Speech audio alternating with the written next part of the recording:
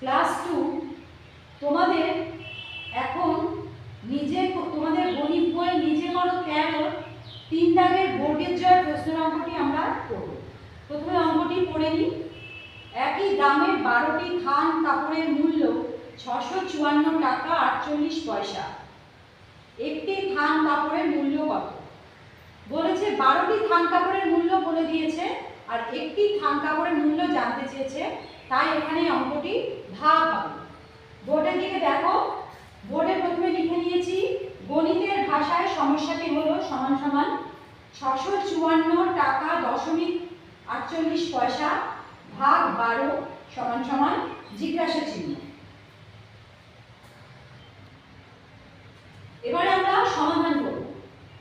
বোর্ডের দিকে দেখো, বোর্ডে লিখে নিলাম 12 দিয়ে ভাগ করছি 654.48 টাকা।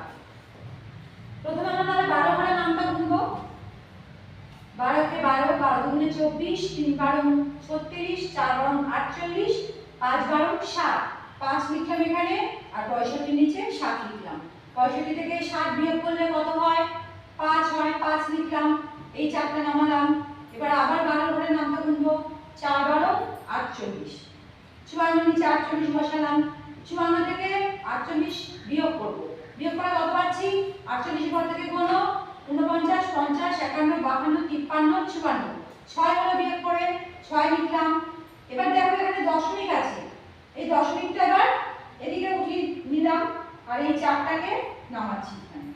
কত হলো তাহলে? 64। আবার 12 ঘরের নামটা গুনি।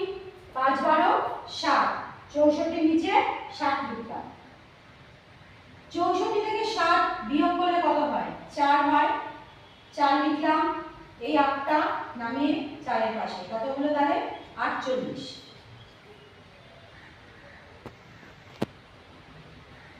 এবারে আবার 12 ঘরের নামটা গুনছি। 4 12 48, তাহলে 48 48 মিলে গেল, তাই কাটা চিহ্ন দিলাম। তাহলে ভাগ করে কত পেলাম? 54.54 টাকা।